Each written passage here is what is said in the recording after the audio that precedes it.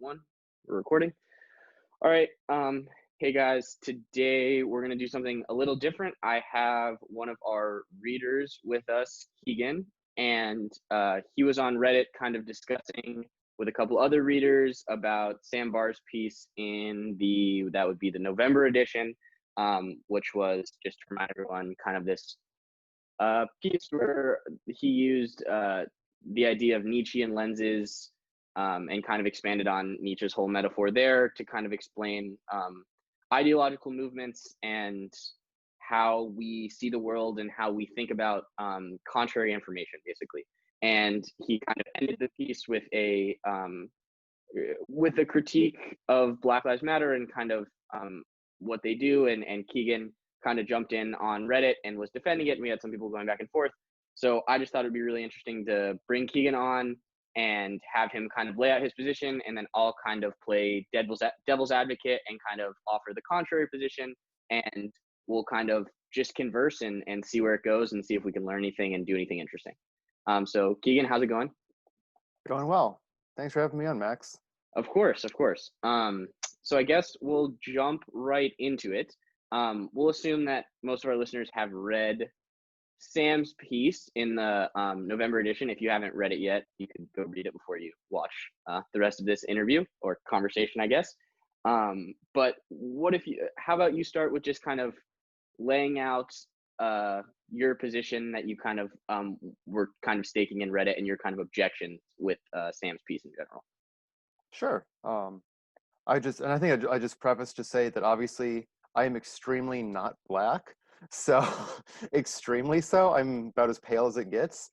So I think we can both preface that we are both quite mayonnaise colored, if that's okay. Yeah.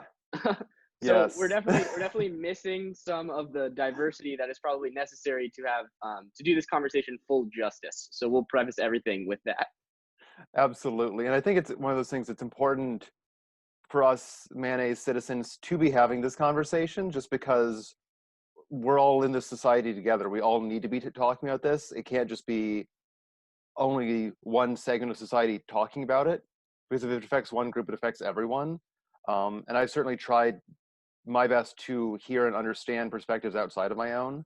But obviously, if I say anything that is incorrect or an inaccurate representation, I really welcome anyone who sees this to say, hey, here's the actual data, or here's the actual scenario. I very much value that. And Yeah, I think and it's actually, kind of the spirit of the void too. exactly. And I'll jump in one more time real quick. It's just whenever you're talking about something like this and it's very complex and a lot of people have a lot of strong feelings, neither me nor Keegan, to the best of my knowledge, are experts on any of this. We're not social scientists. We're not researchers. We don't have deep wells of information or data to draw on. So we're both, I assume, kind of talking off the cuff here. And of course, we're liable to make mistakes, and we want to be corrected, and this will be posted, and we expect people to discuss. And if we got things wrong, we are happy to correct our positions, of course. Yeah, so I guess going back to just kind of what my original response to the piece was, I found it very interesting, and honestly, because I really valued and appreciated the whole basic premise of the work, the 2020 Vision article, just because I love the idea of lenses and the idea of having to periodically either clean your lens or actively remake it. I like that metaphor, and just being aware also that we have lenses. It's very easy to forget that your perspective is colored by your experience, your education, et cetera, et cetera, et cetera, and think that it's an absolute objective reflection of reality. And just being cognizant of that, I think, is a very critical first step for any issue like this, just because there's always that potential that you're missing something or actively not seeing it because your lens isn't tuned to that information or to that perspective. And being willing to say, hey, is my lens dirty? Or is my lens actively out of focus and I need to get a whole new one? Which obviously can entail a lot of cognitive dissonance in the realization. But that's really important, and I valued the piece for bringing that topic up and addressing it so clearly.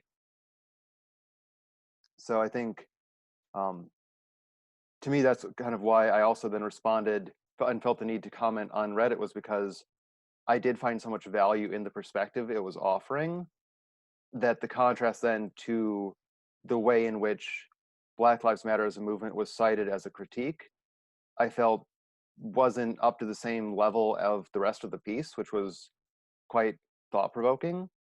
And I thought, I agree, the core premise of being willing to say, am I missing data because it doesn't agree with my default assumption, is really important.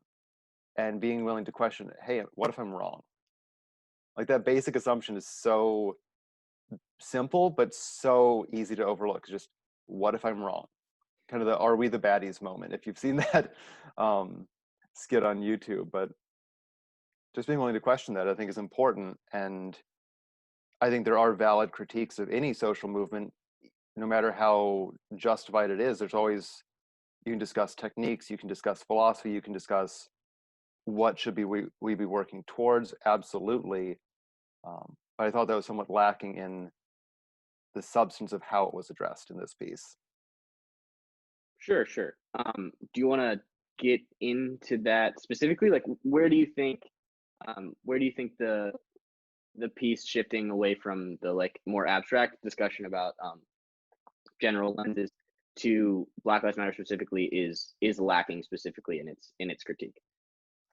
Well, I thought some of the examples it used were, they sounded good on the surface, but then when you start to delve into them, like, oh, we've had a black president.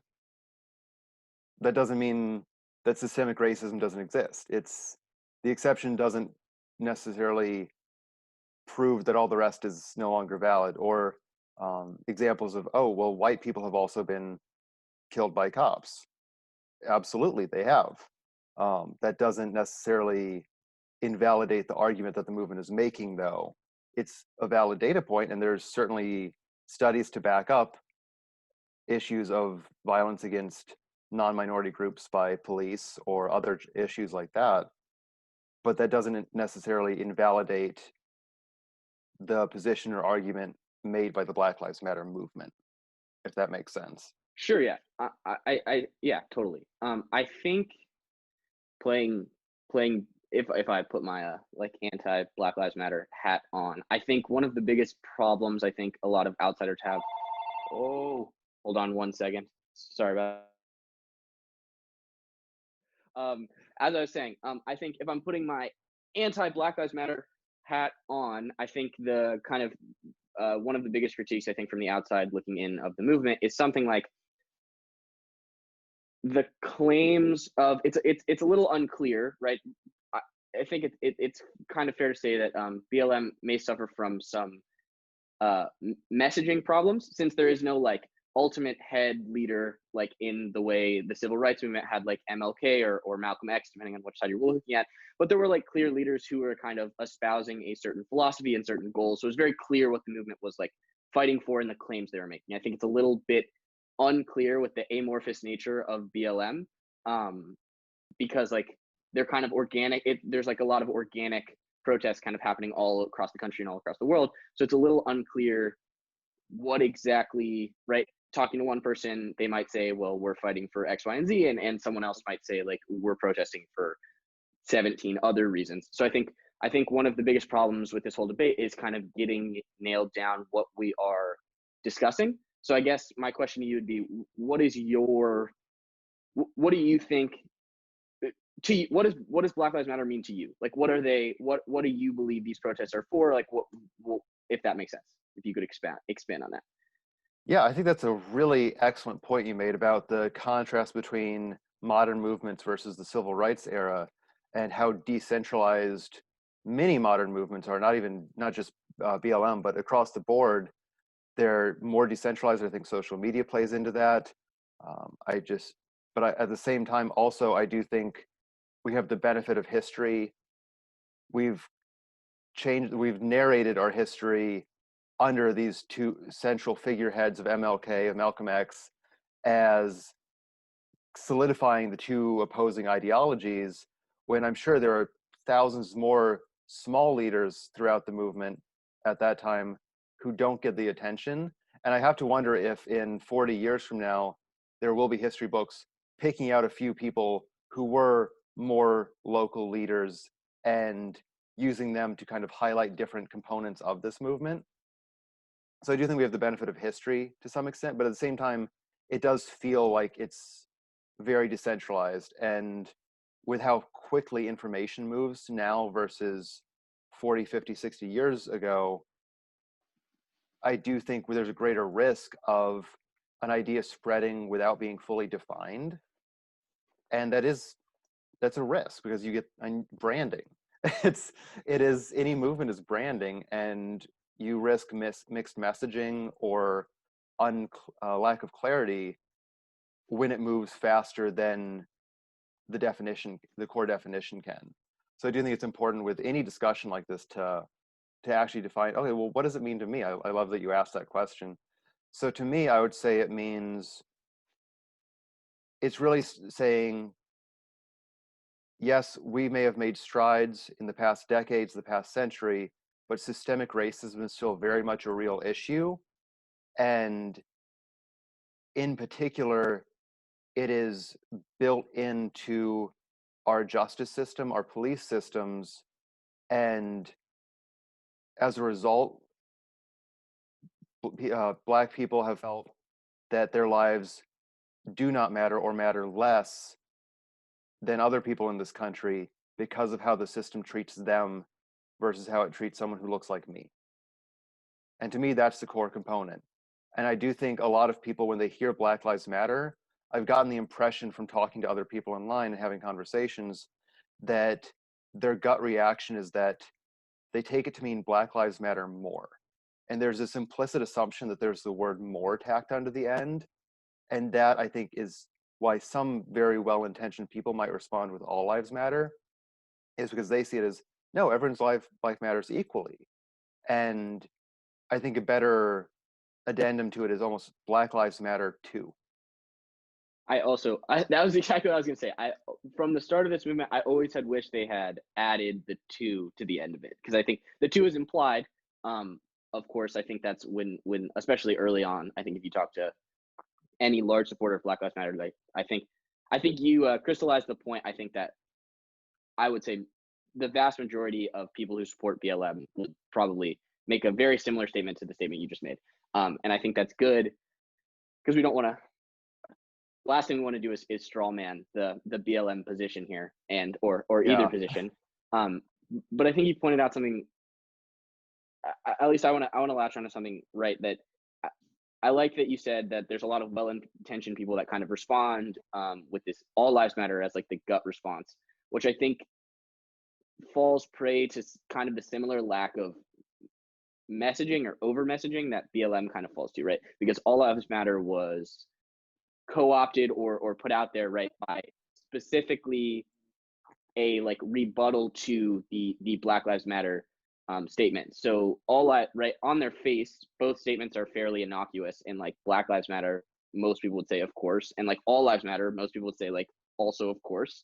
Yep. But they kind of have grown to mean lots of different things, and BLM kind of means this like systemic critique of the American justice system and the police system, and all lives matter is almost offered as like the rebuttal to that. So saying all lives matter is a statement where you're actually saying that there aren't these like these systemic problems are either non-existent or over exaggerated or whatever the like counter critique of BLM is. And I think it's just good to point out that there's a lot of semantic overloading with these terms, and they're kind of short and like catchy and headliney, but they mean lots of different things to lots of different people, which kind of has a tendency to corrupt the conversation, right? Because if someone says all lives matter because they think they're just saying all lives matter, but the person responding thinks they're saying that like BLM is illegitimate, it devolves quickly into like complete lack of understanding.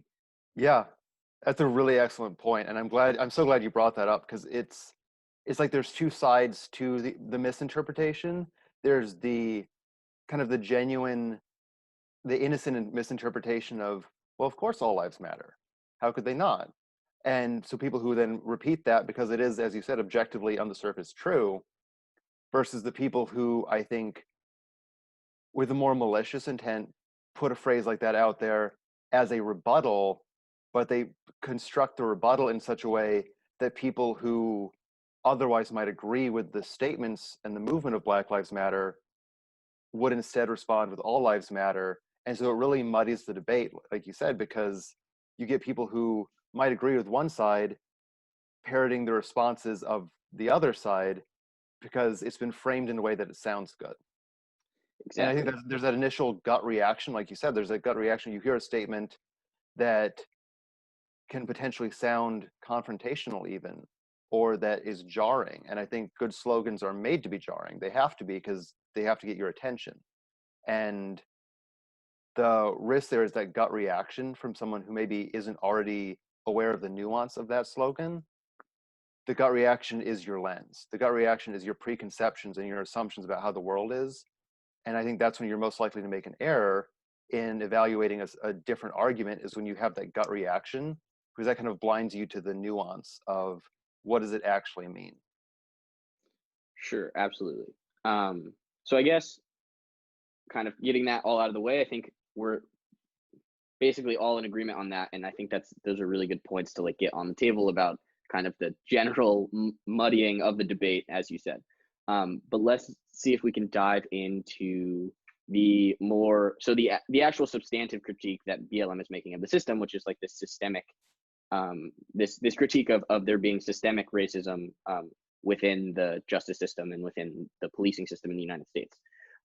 So I guess again, putting on my anti-BLM hat, I the critique is something along the lines of this idea of systemic racism also lacks definition, in the sense that like it's very amorphous and hard to pin down, in the sense that like you see a lot of critiques where it's like, well, in harkening back to the 60s, and I also think you made a really good point about like we have the benefits of history, which is always something we should keep in mind. But harkening back to like the 60s, right, there was a list of like concrete policy demands and concrete policies, right, pushing back against Jim Crow and like gaining the right to vote, and like these kind of and like getting rid of these like segregation laws and like legitimate laws written into the system that were purposely designed to make Black people unequal to white people. And I think the pushback you get from anti-BLM people nowadays is you're pushing systemic racism pushes against this thing that's much more amorphous and harder to define and harder to point out. So it's like, what are the substantive policy solutions to a like justice system that is like, or police system that is laced with this like systemic racism, right? Where it's not like you can't the locus of racism itself is not defined in a single individual. So you often hear like, well, like who is the individual being racist? Like, let's fire them, right? But let's not tear down. Like, we can't make it like a system-wide critique based on like individuals, right? So I guess I know that's not exactly a question, but I guess do you have like a response to that? Do you have like an expansion on that? Oh, I think that's a really excellent point. And there is the issue of, if you don't have specific demands or changes that you're working towards, a movement is going to fizzle out or it's going to be ineffectual. And there are changes that have been proposed, that have been pushed for, and in the city level, you've seen some of that happen with like cities' police departments being reformed as a result of some of the pushbacks. But on a national level, it's harder. And I do think part of it is, as you pointed out, the movement has grown so quickly and so amorphously that some people might have a very specific platform they're pushing towards in, say, their city, but someone in another city might have a totally different understanding of what is being advocated for. And I do think that's made it harder I think that makes it hard for changes to be made. But going back to the systemic racism issue, I love that you brought that up, because it's such an American issue, right? We're such an individualistic country. We always look for the individual person to either blame or to represent the movement. We always want an MLK and a Malcolm X, and not just the mass of people who are all saying the same thing. And we don't, and I think we grow up learning like that. And it's a huge fault in our education system because we learn the great man theory of history. We learn, oh, this person was president and all these changes that happened were under them, or this leader came along and made all these changes. And Rosa Parks sat on the bus and magically all the reforms. It's like there were multiple advocates before Rosa Parks who did the same thing as her, but it didn't click. And then she comes along and does it very deliberately. And with her, it gets enough media attention and it gets enough press that it does inspire the boycott. It does inspire the change. So we kind of, I think it's very limiting to reduce it to the individual level, but I think we grow up as a country learning that because we are a very individualistic versus collectivist country. So that tends to be our default lens, our default view. And same with defining, I think it's how we define racism even. I don't know about you, but I grew up learning, oh, a racist is someone who screams the N-word, wears a white hood, actively says, oh, I'm not going to hire you because you're black, like the almost cartoon villain level of it. But it's easy to define because it's so overt and it's such an individual thing. We don't grow up learning that maybe racism is that. Absolutely. Like, no one's questioning that that's racism. But I think there's different levels of racism. There's individual and systemic, and the individual is easy. But there's the more subtle form that we haven't really grown up learning to define. So a lot of people aren't, when they hear, hey, what you said was racist, they hear someone accusing them of basically being the evil, hateful Klansman, and their gut reaction is, that's not who I am. I'm a good person. I would never do that or endorse that. So how can what I said be racist? And it's like you're working off a totally different definition because what you, I could say something racist without ever intending to, without even knowing it's racist. And if you say, hey, what you said is racist and here's why, it's on me to learn that and go, oh wow, I see the consequences of of what I said or this policy I voted for disproportionately affects black people. So that is racist because it is fundamentally, it affects one group more than the other, whether I intended it to or not. And I think when you take the intent out, it helps accept it more because you can be racist without being a bad person. You can vote for a policy that's racist without realizing you're doing that. And I think a broader understanding of that would help more people recognize it as an issue without taking it personally and without feeling accused when someone critiques their behavior, because they see a critique of the behavior as a critique of themselves. And so you have this systemic racism that we haven't been trained to look for. But then once you start shifting your lens to view that, it's like you need bifocals almost to use the lens metaphor. You need the individual perspective and the system perspective. And when you can switch from one to the other, then you can have a more constructive discussion. Sure. So you said two things that I thought were quite interesting. I want to bracket one. You started to touch on this idea of which is kind of this like Ibram X. Kendi, Robin DiAngelo have like popularized this idea, this kind of new critical theory kind of idea of racism, that like policies that generate inequity or disproportionately affect certain groups are by definition like systemically racist. So I would like to talk about that. Let's bracket that for a second and let's jump on. I want to make one point that I thought was really important, which is like this. There seems to be two definitions of what it means to be quote unquote racist. And one of them is the traditional, like kind of how most people I think would like think of it when you call someone racist, right? It's like, I am in the South and I burn crosses and I wear a white hood, right? And like I scream the N-word at black people for no reason as they walk down the street. Not that there would ever be a reason to do that. I'm just saying, right? Like I do it for sports because I'm just like an evil person, right? And like certainly that's like a thing that happens that like everyone, like most humans, like condemn, and we're like, well, that's clearly bad. because it's so over the top, right?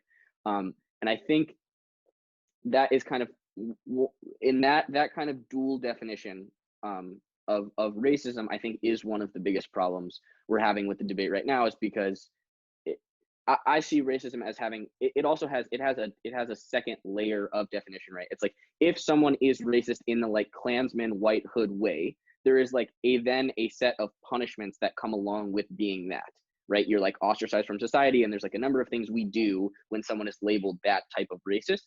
And then, but like if we've shifted the definition to this more like systemic new age definition of racism, obviously the punishment also has to shift, right? We can't say because you were unintentionally said something racist, we treat you the same as the like white hooded Klansman, right? We don't like Yes. push you guys all into the same box and tell you to like don't talk to us, right? We don't turn you all into like Charlottesville neo-Nazis, right? Yeah. And I think that's a problem, because I think a lot of people are worried, right? Because that's your gut reaction, right? That's why I think when someone's like, well, that was what you said was racist, even if they mean it in the systemic kind of like, it wasn't your intent, and like we can learn from it, and like maybe there's like a better way you could have phrased that kind of way. I think people's gut reaction are immediately like, oh my God, you're trying to like mark me with the white hood and push me over there with like David Duke. And I think that's, Yes. Absolutely. yeah. So I think that's a big problem. I think it's almost as if we all conversations I think could use for like better defining their terms, of course, just to have like a better conversation. But I think it could be helpful if we could use, right, and we see this more and more, right? Like people are the term systemic racism is catching steam, right? And these things are called systemically racist, not just like blanket racist. So that's not exactly a point that I think you would disagree with or agree with. If you have anything to say about that, feel free. But I was just trying to point that out and bracket that as like a really good point that we need to keep in mind, that we have to maintain awareness that like if we're going to shift term the definition of racism, we also have to remember that the punishment then shifts with it. And so like it's a much different, it's just a whole different thing, right? It's a completely different term. It means a completely different thing. And the only real similarities that they have is that they both have to do with like inequities to African Americans in the United States, right? Like that's kind of all that the terms are like completely on opposite ends of whatever you want to call it. Exactly. And I think that that's one of the critiques that comes out against people who are very vocally anti-racist, from the right, that I do think has some degree of validity, which is the critique of the outrage culture, and that some people are so passionate, and it's coming from a good place. They're passionate about justice. They're passionate about, hey, we need to speak up and we need to say something when this is a problem. But then you get sometimes people, they don't necessarily take the time to check, okay, where's the person I'm critiquing coming from? And I do think that needs to play into, like you said, not just punishment, but how you react to them. If it's intentional, oh yeah, just send them over into the corner. But if it's someone who it seems like they're coming from a place of ignorance rather than malice, the appropriate step would be to educate rather than condemn. Sure, absolutely. And um, I think that's it's just tough to do, right? Again, with this like amorphous nature of BLM, and there's no one that's taking responsibility for the millions and millions of people that support this movement, and then you throw Twitter and Facebook into the mix, which are not exactly the homes to the most, let's say, nuanced conversations, right? And No. so you get a Twitter mob together of a couple hundred like really like passionate BLM supporters who I think, right, it's a problem. You have a bunch of people who I think are all coming from good places, like getting into blowout fights because Twitter only lets you have however many characters, and once you get 200 people on your like chanting with you kind of start to bulldoze people, and like they get upset and it degrades, right? Of course. Um, so I think that's something that, yeah, it totally, right. And I think that we have to keep in mind I'll now put my like BLM supporter hat on, right? Like we should definitely keep in mind that like we should always presume if we agree with the with BLM's premise, we should always presume people that disagree with us are either ignorant or like coming from a good place, right? They're not critiquing us or pushing back against BLM from a place of like right white hooded racism or Yeah. like whatever you call it, like dishonest or whatever, right? They're not just like trying to stir the pot to stir the pot. They like probably have like legitimate critiques, and we should do our best to like have a right, because if you have a civil conversation with them and like actually present your position like calmly, you actually have a chance for them to be like, oh yeah, I think you actually make some good points, and maybe I agree with like half of what you say, or maybe I agree with all of what you say, and I was just like only listening to people on my side, right? And we update our lenses, of course, to go back to Sandbar, and like that's the only way you can really do it is like with calm, productive conversation. Yeah, and also if you take the time to understand where the other person is coming from, one, if they're a malicious troll, don't waste your time on them because they're coming from a place of malice or hate and they're not worth your time because you're not going to change their mind, and giving them more energy is going to drain you and energize them. But if they're coming from a place of ignorance or of supporting it, but supporting, say, different methods or just a different perspective, but they're more fundamentally on the same page as you, that's a whole different reaction. That's a different conversation. And if you take the time to understand that, then you can also change how you frame what you're saying in a way that they might better appreciate. Because it might just be that they agree with you, they might agree with you 100%, but they haven't heard it framed in a way that makes sense to them because it has to Absolutely, go through their lens. absolutely. Okay, let me grab the thing that you touched on before that I would like to dive into, which is you made these statements about kind of so tell me if this is a correct um, display of your position, and you think like the BLM position as you see it. Um, so it seems to be that systemic racism, broadly speaking, right, is talking about it kind of viewing the world right through this collectivist lens, to use the metaphor, instead of seeing it as more individualistic. So we have to look for racism on a collective level, not an individual level, right? So there's not the one guy that met the one racist dude at the bank who was like, I'm not giving you a loan because I hate people with more melanin in their skin than me, right? It's like there are these broad policies have broad ranging effects across broad numbers of groups, and we have to look at the disparities between groups as a whole to then kind of start to find the locus of this more amorphous form, this form of like systemic racism. So to tie it to like the like policing system, right? If we look at um, the disparities between number of black men, unarmed black men who get shot by police versus number of unarmed white men who get shot by police, and we can argue about whether there should be any unarmed people of any color being shot by police, which is a whole different conversation. But we look at that and we see that there's a disparity, and so we start to be like, okay, there is some sort of systemically inequitable policy or thought process or system here that needs to be like the scales need to be balanced. And that seems to be kind of how we start to pin down what it is we can do and where it is systemic racism exists. Is that, would you agree with that? Am I missing something? Is you want to add to that? No, I think you summed it up really well. And I do think that highlights just there is the other police conversation like you indicated of just maybe the police shouldn't shoot anyone who unless they absolutely have to and their life is threatened. Like their job is to enforce the law, not to play executioner. And I just want to it's a bit tangential to our discussion, but at the same time I see people say, oh well, you got upset about George Floyd, but why didn't you get upset about uh, Tony Timpa, I believe his name was, who was a white man who died under very similar circumstances in Dallas. And I think my rebuttal would be, if someone were to say that, it's like, well, why didn't you get upset when he died? Is it you're critiquing this person who is upset when someone dies at the hands of the police who looks like them for not getting upset about someone else when you never heard his name until you looked it up to find a counter example to George Floyd.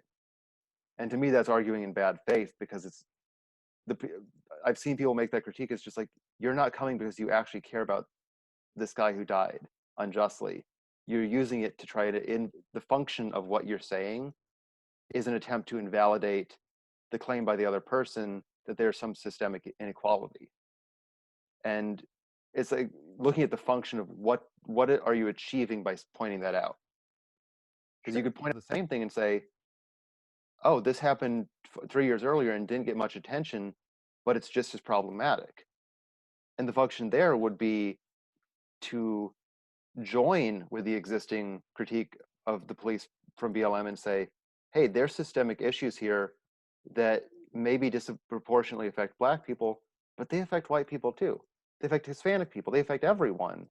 And we should all be working together to find those reforms to improve the system as a whole.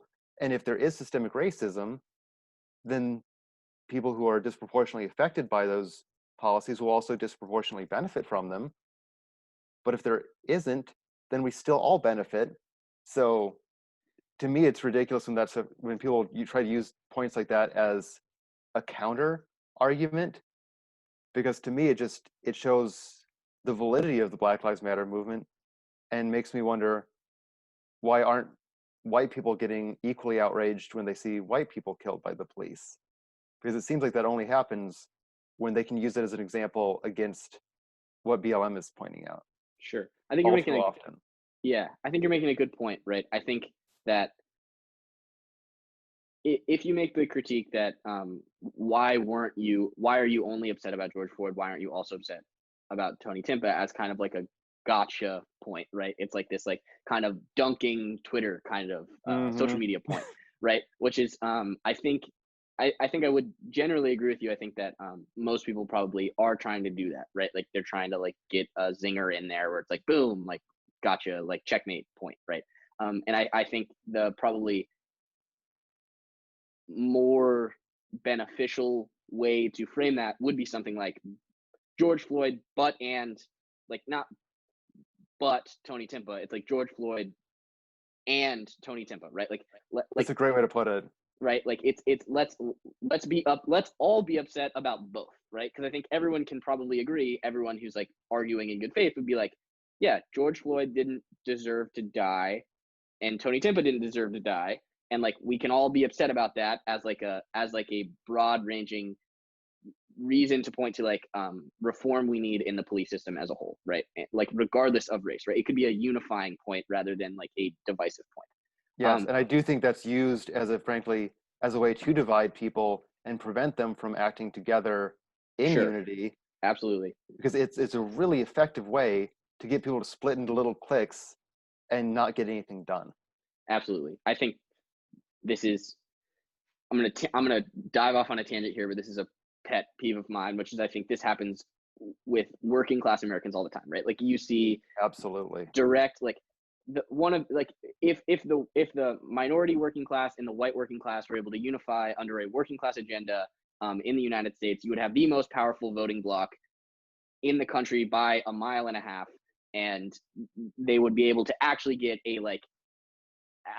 substantive like progressive or whatever you want to call it working class economic policy passed in the United States, because they would be able to like actually throw their weight around. But like in order to stop that from happening, what you see constantly is politicians using these cultural issues to divide the minority working class and the white working class, so that white working class people vote Republican and minority working class people vote Democrat, and then you end up with a stalemate and no one gets anything actually done because they agree on way more than they think they agree on, right? But it's like used to divide, and that has almost no bearing on this conversation, but I just like to point that out when I get the chance. I think it does have bearing, because that's what was used to hold back the civil rights movement in the 60s. It's always been used since day one, because there was a study, and I wish I could remember where it was from, but so please look it up. But they did a study where people they found that white people would vote against a policy that would benefit them if they thought it benefited Black people more. So as laws, they would like say, "Oh, here's this policy we're proposing, yes or no one," and they did this in, as a study. And the more it looked like the policy would benefit people of color, the more likely the white people were to vote against it, even if they would equally benefit from it. And that to me, it's the same thing with police violence. It's the same thing with how affordable housing, with protections for workers. It's exactly what you're touching on, but it's used as such an effective dividing point. Because as an other, then you forget that it benefits you as well. Absolutely.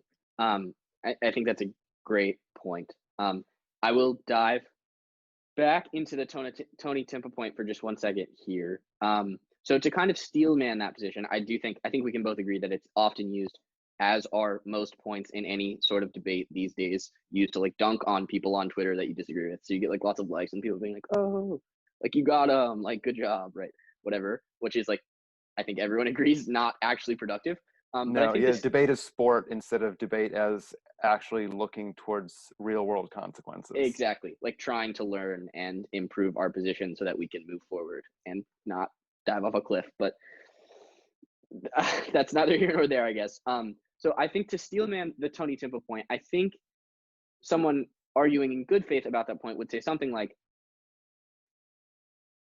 uh, to harken back to the lenses, I think Tony Timpa starts to illustrate that like there seems to be forces at play that have a vested interest in showing us certain videos of certain people getting killed by police that reaffirm a certain narrative that we already have like ingrained in our culture, right? I think the point about Tony Timpa is, why did George Floyd go viral when Tony Timpa didn't? And maybe the answer is they both should have gone viral equally. But the question is, like, why, right? Like, what are the forces at play that are causing us to only see George Floyd and like no one to like, if you talk to the average person on the street, they're gonna be like, of course I know who George Floyd is, and they're gonna be like, I have no idea what you're talking about when you talk about Tony Timba, right? And I think the point is, right, like there is some, it points to this, right, like this, the fact that the lens that we have of like race-based police violence has kind of blinders on it inherently, as all lenses do, right? And we kind of, our media ecosystem shows us the things that match the like white cops killing black people narrative, and like has a pull or a bias or something in the algorithm, right, that like we don't end up seeing the all of the many videos where all the races are interchanged in any way you want to see them, which, right. And then I think what I'm trying to do is I'm trying to bracket off like what that information then does to the debate is almost irrelevant to the point, I think, the good faith point that people are trying to make, if that makes sense, right? Like the good faith point is that there's something strange about the fact that we're only able to see, or we're only able to focus on the shootings where it fits this like white versus black narrative.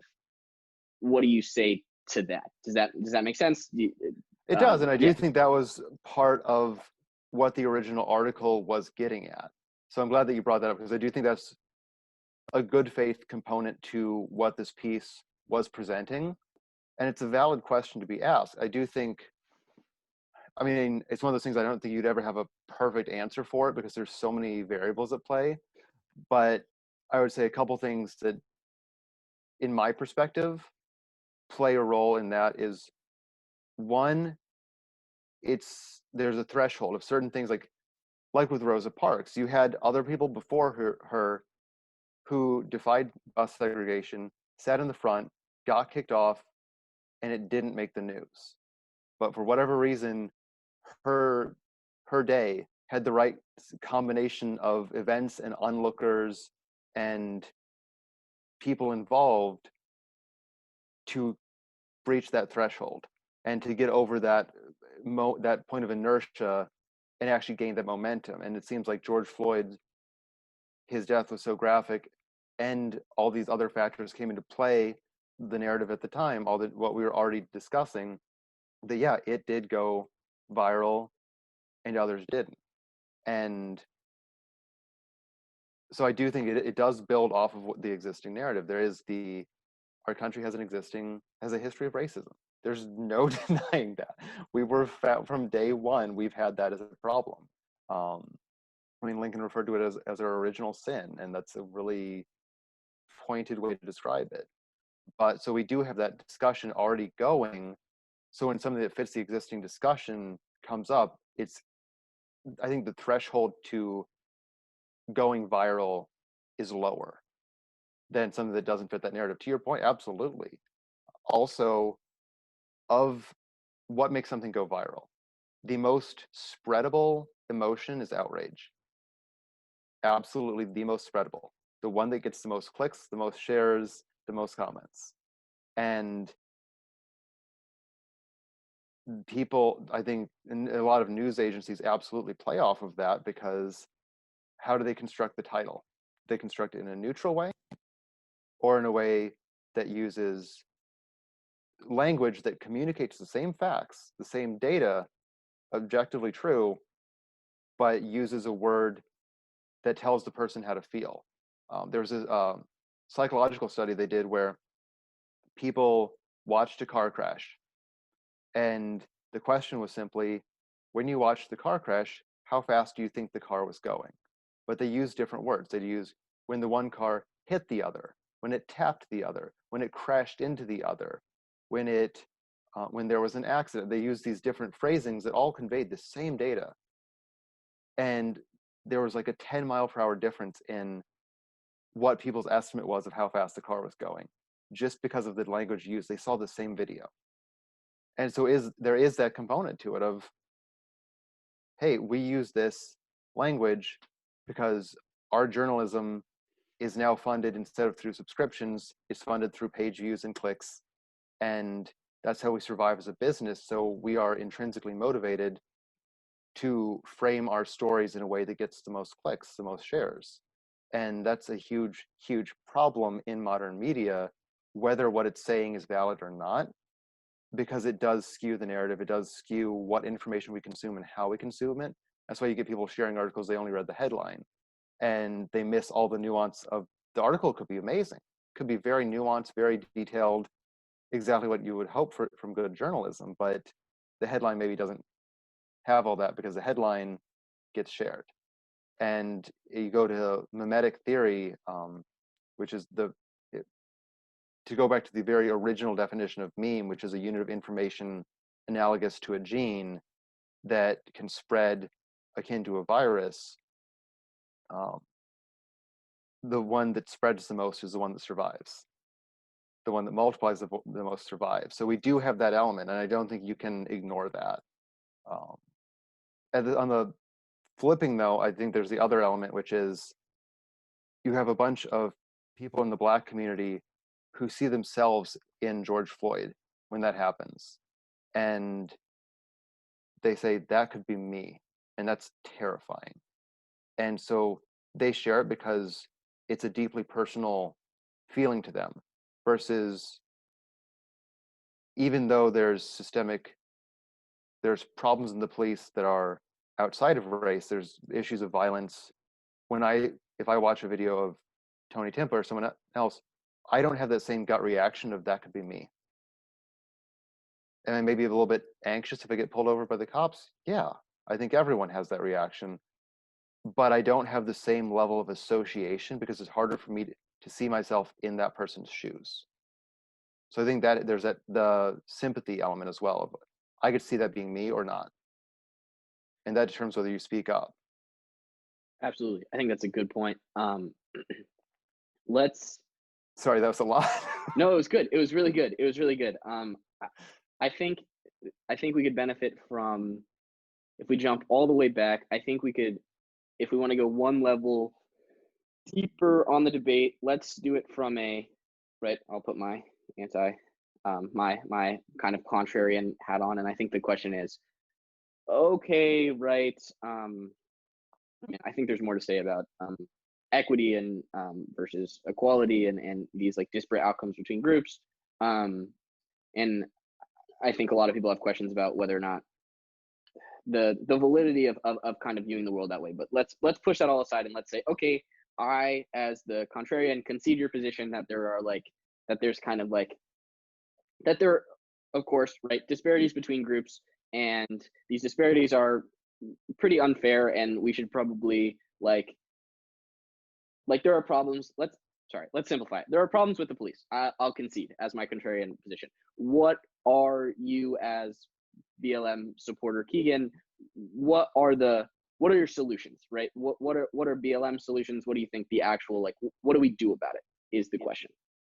That is the question, isn't it? But that's the question that needs to be asked, because that's what actually makes a difference. And that's where I think probably the most concrete one to come out of that is the defund the police movement. And a lot of people probably just had, anyone watching this probably had a very deep gut reaction when I just said that phrase. And on some level, going back to our earlier point, branding, it's designed to make you stop and go, what did you just say? Because, but that's how you get people to think versus something that sounds mundane. But I do see why people have that initial negative gut reaction to that phrase, because it sounds, I think it's easy to interpret it as abolish the police.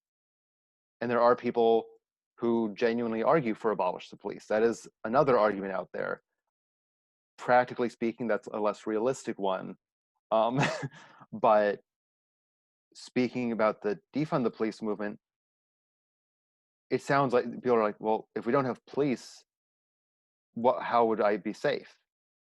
Okay, well, but let's talk about that, as opposed to that giving into the gut reaction of that sounds scary and different. And when you actually do the research on it, it's just like, oh, well, maybe cops are completely overloaded. Maybe they're being asked to do way more than any one job should, because it is a job. And we can redefine that job as a society whenever we want to. And what we think of, like if you think of what is a cop?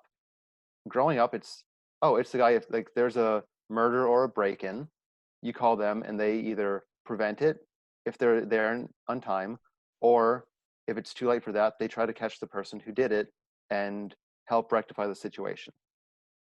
And I think most people would be in agreement that that's a role we would value in society. And the problem is, what modern policing is so very different from that sort of idealized version of what a cop could or should be. And you have social workers.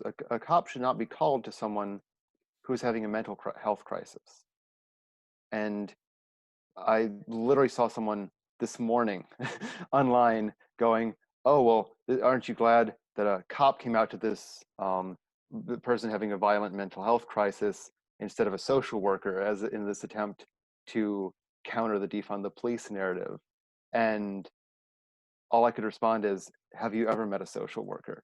Because people who work with people in the mental health field, they can do so much with their words, with what they are able to do with interacting with people who are in the middle of a mental health crisis, who are potentially even violent, who are potentially a danger to themselves. It is incredible what a person with the right training and experience can do to help that person while also protecting others. And are there circumstances where maybe you need a taser or pepper spray for extreme challenges? Yes. And I do think there are cases where you need someone to come out with a gun. Even like you look at like England or some European countries where guns are, if not outright banned, very uncommon versus our country, the police still are very hesitant to use firearms other than extreme circumstances. So obviously that's an option. And there are other resources, homelessness. We've criminalized homelessness. It should not be a crime to be poor. You should not be fined money for not having money. That is insane. But we ask the police to deal with this because we've made it a legal issue instead of a public health issue. And so if you have a homeless shelter, inadequate funding for that, and take from the police's massive budget and fund a homeless shelter, then that's something the police don't have to deal with anymore. And there's a really great series on YouTube, Uncomfortable Conversations with the Black Man. highly recommend it if you haven't seen it. It's this guy does this great series, and he just brings on different people. And he has one where he actually sits down with a group of police and has this uncomfortable conversation with them about BLM. And one of the cops, he's a white cop, and he speaks up and he says when he first heard defund the police, he was extremely upset by it because he took it as a personal attack on what not only his livelihood, but something that he cared deeply about and was invested in doing well. And but then he said when he learned more about what it would actually entail and separating out the social work, homelessness, maybe decriminalizing drug use and instead promoting healthcare, he was like, well, I'm all for that. I would love to not have to deal with all of these different things that are outside of my skill set. And so I think when you actually learn about it, it would benefit police. The people who join the police for all the right reasons, who want to make a difference and serve their community, it would benefit them because we wouldn't be asking the world of them. Absolutely. I think that's I think you touched on I think you touched on a lot of great things there. And I think the thing at the end, which I think would be my pushback against, right. I'll try to make a broader point, I guess. I think the pushback about the broader point of BLM and defund the police, more specifically, is this problem that you kind of articulated right there at the end, which is there's a aggressiveness or a divisiveness in the sloganeering type rhetoric that is used by a lot of the protesters. And I think you make a very good point, which is like that is inherently kind of the point, right? Like it's not unintentional, right? Like it is supposed to be kind of in your face and like shocking and to get you to pay attention, to get you to engage, right? Because if we as protesters aren't standing in the street yelling defund the police, there's no actual nuanced conversation happening in government about, well, maybe we reallocate some funds, right? And maybe we split up the police department, right? Like there's nothing there. Like that's a conversation that is only happening because of the activists in the streets chanting the thing that everyone kind of agrees is a little over the top, right? Like an unnuanced kind of slogan to get the conversation jump started, right? To get people to pay attention. It worked, didn't it? It did seem to work. We're talking about it, so exactly. So I think from a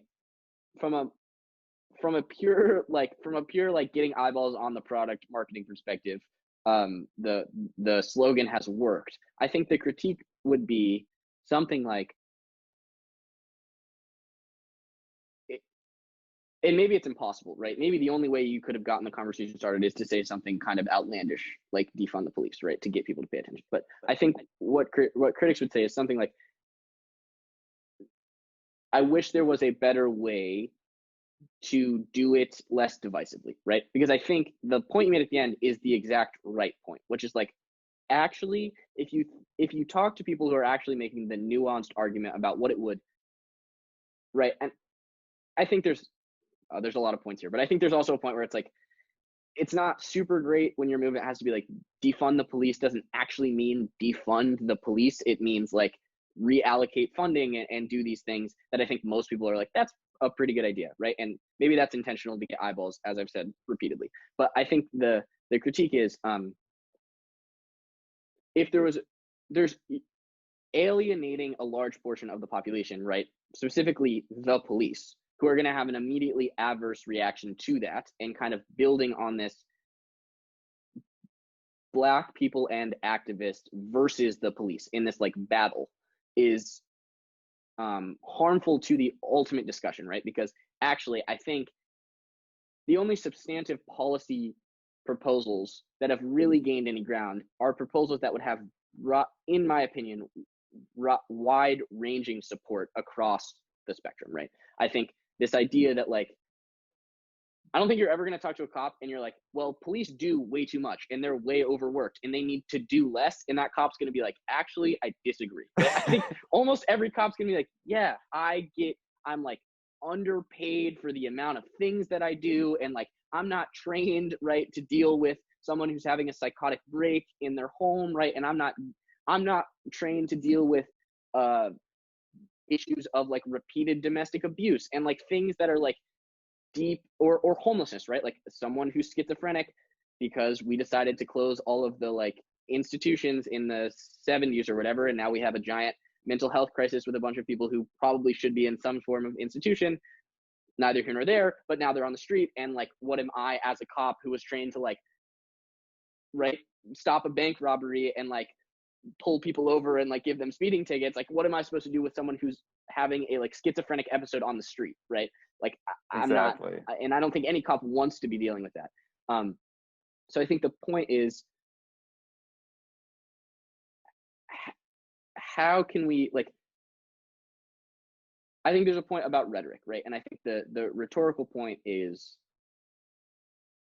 it seems almost contrary to the ultimate goal to choose such divisive sloganeering almost, right? And it kind of builds on this like police versus protester narrative that's kind of building, right? And we see, right, police with riot shields gassing protesters, and protesters throwing water bottles at police, and like that's all kind of contrary to the whole goal. Because I think if you had 3 protesters and 3 police sit down in a Starbucks and have a conversation about what they all believed, I think there's wide-ranging agreement on what they all would probably end up saying, right? And so I don't know if there's a solution to that. I think that's probably the contrary point. I know we're running short on time here. Conversation if you want to keep going. Yeah, I got another like say 15 minutes or so. Perfect. Okay, I'll wrap it in about 15 minutes. Perfect. Sorry. So to jump back in, I guess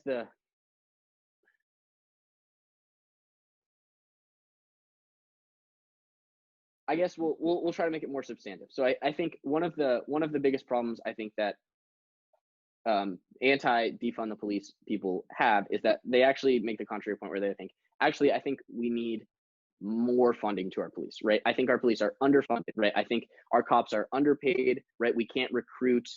We're not getting the best and the brightest in our police force because policemen make $60,000 a year.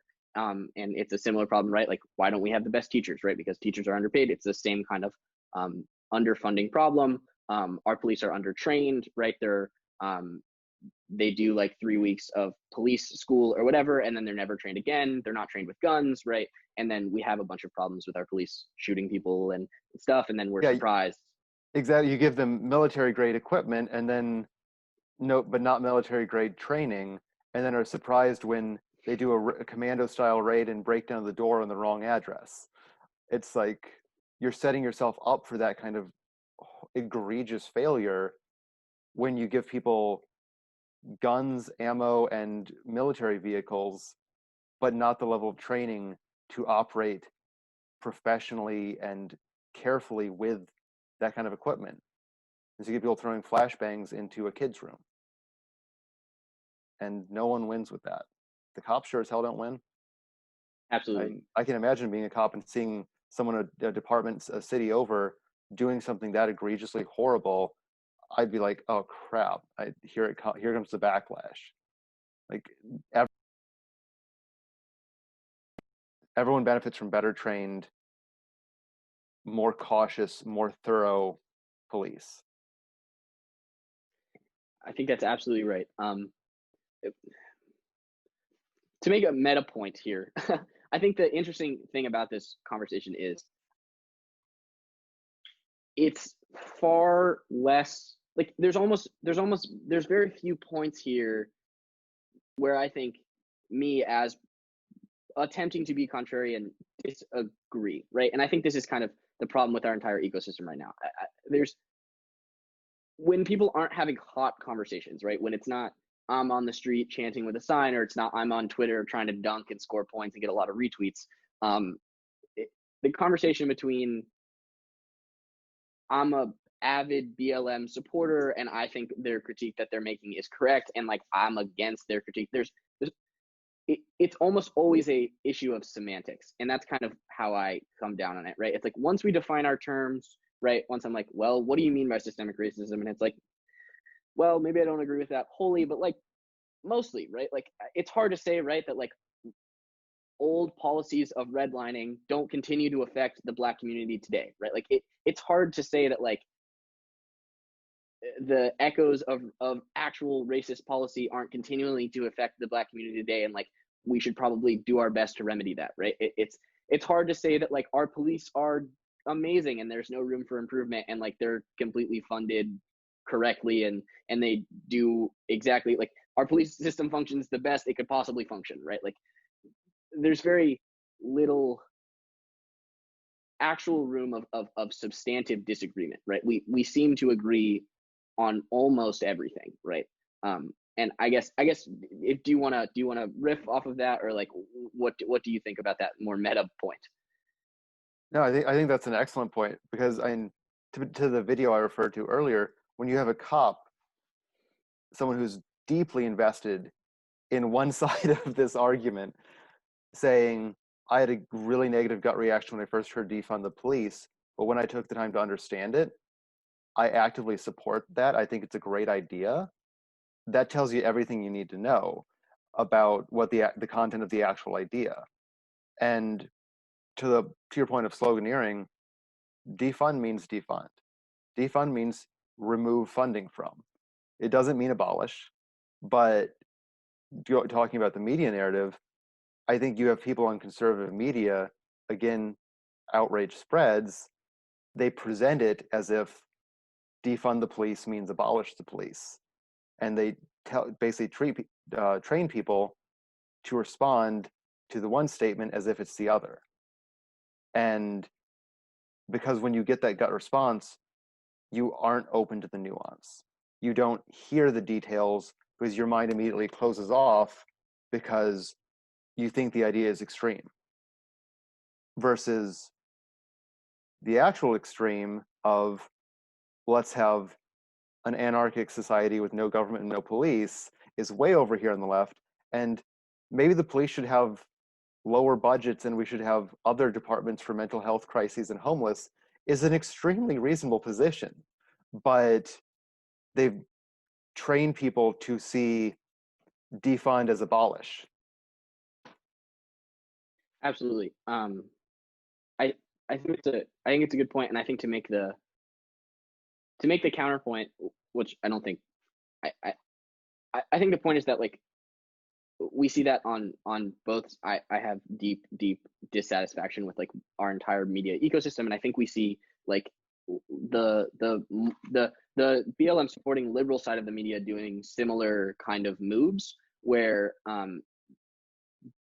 specifically in the attempt to, right, like the inability for that side of the news to actually grapple with like during the protests, we continue to hear this slogan like mostly peaceful protests, right, all summer long. And that's fine and true, and it's a true statement, but it's almost as if it's a balking on actually grappling with the problem that a substantive number of these protests, and it's just a complex question, right? Because it's like, well, some of these protests turned violent, but then you're like, was the mass march that happened at noon during the day violent? And the answer is like basically zero, right? It's the lowest amount of violence you could possibly have, having that many human beings in one area, right? Like that's the answer. But like as soon as the sun went down and you were left with like a handful of like radical people, right, who like may or may not support BLM at all, but we're kind of looking for violence because like sometimes a 22-year-old male kid goes downtown during a protest and is like, you know, it would be crazy if I like shattered a window and stole a cell phone, right? Like that then happened too, right? Which I guess the point is, right, like instead of grappling with that and giving you a like full picture of like what these protests were, what's happening, the nuances there, that there is violence, that there's like, but that like the violence doesn't necessarily reflect on the whole movement, or maybe it does, right? Like I think the answer is like if you look at the problem, it's hard to say that like the pockets of violence that we're seeing in Portland or New York or whatever, you can generalize that to the movement of BLM as a whole, right? I think the vast majority of BLM protesters are going to say very similar stuff to the things we said here today. And they're not going to say like, we should take over, right, what they did in Seattle, right? We should take over a block of Seattle and turn it into like or Portland or wherever that was, right? And turn it into the Chaz and like Right. turn it into anarchy in the middle of the city, right? Like that's a fringe position in the movement itself, right? But my broad point is something like the way the conservative media plays up the like fringe element, overplays the fringe element of the movement, and is like defund actually means abolish, and like the secret socialists are coming to like Stalinize your country, right? Like I think the more liberal side of the media plays into that by dismissing those concerns, right? I think it's a valid concern to be like, wait a second, why was there so much violence this summer, right? And I think that's a valid question to ask. And I think we deserve an answer, like a smart, nuanced, thoughtful answer from our media, not like dismissal of the problem as like a right-wing talking point, if that makes sense. What do you think about that? I think I'm really glad you brought that up. I think that's an excellent point. And it goes to the heart of our media ecosystem in general right now, which is they make it the story, and this is true of pretty much every media company, every major publication out there. They make it about the spectacle and not the substance. And even look at the presidential elections of frankly most of my life now that I think about it, it's been a personality contest, and both candidates could have extremely distinct, defined platforms and very clear policies they're advocating for or against. But what we see the most of is who said what, who kind of got a zinger on the other, who did something extreme or egregious. And it's not that that is invalid to report on, but it takes the focus away from what's the actual issue, what's the actual policy that's going to be changed, and what effect will that change have? Because I care a whole lot more about, okay, if you pass this law, how is it going to affect everyone in the next 3-5 years, than what stupid thing did you do? But because that's where the lasting impact is. And it's the same, I think, with these protests. It becomes a sideshow. The focus is on, oh, well, is this the right way to protest? Does that matter? I don't honestly, like, I think what matters more is, why are people protesting? What do they propose we do about it? What changes need to be made? Because if we make those changes, people won't be protesting and it won't be an issue. But I think by hijacking the discussion and turning it into a question of, oh, well, is it appropriate to kneel during the national anthem? I don't think so. And making the method what you're critiquing, it actively prevents people from talking about or thinking about why. Why is this person protesting? Why do they feel the need to protest? And what would it look like if their suggested changes were made? And it's the same with the protests over the summer. It's like, does anyone want a city burning down? Not other than maybe like one or two like really out there people, but that's what gets talked about instead of, how do we make it so people don't feel the need to protest? What issues could we change to make it so this is no longer an issue? Absolutely.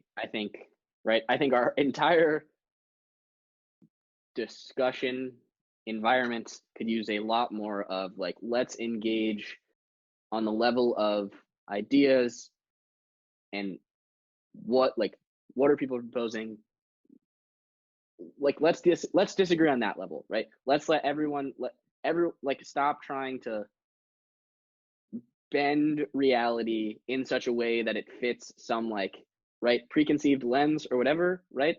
Let's acknowledge, yes, there were lots of protests, yes, some of them turned violent, yes, like cops were injured, protesters were injured, cops were killed, protesters were killed, there are lots of, right, that was a very small number of the total events that happened this summer.